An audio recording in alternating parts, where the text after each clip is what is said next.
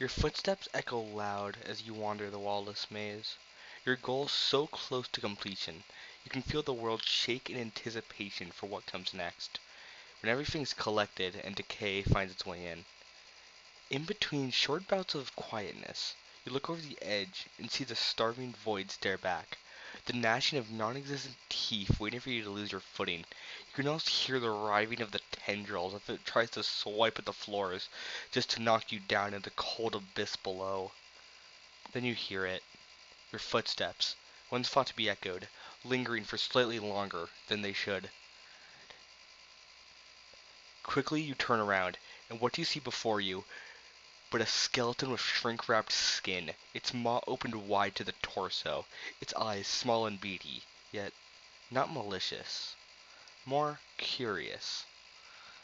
Both you and the thing are locked in a stalemate, both you and it staring each other down until you take a step back. And it takes a step forward.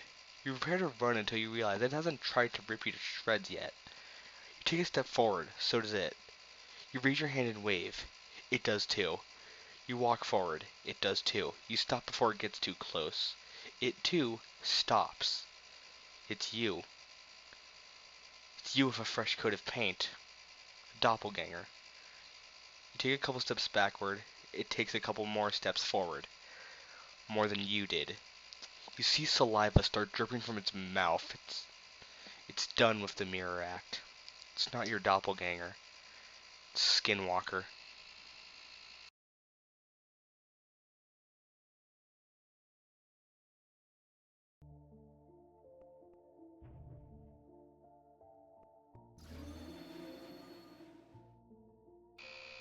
Nullscape is a pretty fun game, and since you clicked on an analysis for it, I'd say you agree with me. I probably don't have to explain how to play it, but just in case, nullscape is a roguelite platformer which has you collect a set amount of presents on a randomly generated map, before running back to the center to escape. Of course, like most games, it's not that easy. There's other things you'll have to worry about, such as large chess pieces that bounce around the map, overgrown floating skulls with baby skin wrapped on them, and one of my new favorites, the Skinwalker. The Skinwalker takes the appearance of a purple, emaciated body with a stretched out jaw and beady little eyes. The Skinwalker's mechanic includes following you wherever you go. If you need a comparison, think Doppel from Grace.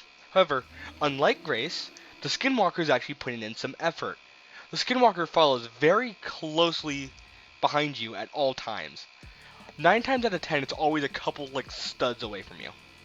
Due to how I described it, it's easy to think the Skinwalker is a mid to late game enemy. However, the Skinwalker is actually one of the first monsters most players encounter, as an early game threat. Now, before I didn't like the Skinwalker, since I was used to Doppel, I found the Skinwalker really annoying and punishing. But now that I actually know how to play Nullscape, the Skinwalker is one of my favorite enemies in the game. Just never stop moving, and never try to retrace your exact steps. It teaches players to take risks and make leaps of faith, which you will need to do a lot in later levels. All things considered, he's a really easy threat, and this leniency has given me a thought. It might sound silly, but is it weird to consider him on our side? He'll usually join us near the beginning of our run, and unless you're a new player, there's a high chance he'll just follow you and never kill you, like an attached pet of some kind. I know running into him still means death, but the threat almost adds to the feeling of keep pushing, you're almost free. I don't see any other tutorial monsters like this, and I don't know why. Rush still speeds by, Carnation still explodes heads, and Angler still roams around aimlessly. But the Skinwalker just feels different. Maybe because they're humanoid. Maybe because they just stand there in the intermission room, just watching you. Maybe because they usually never get the chance to kill you in the actual game. Or maybe it's something else. Or it could just be the Piggy Ride animation set. Yeah, that's probably it, actually.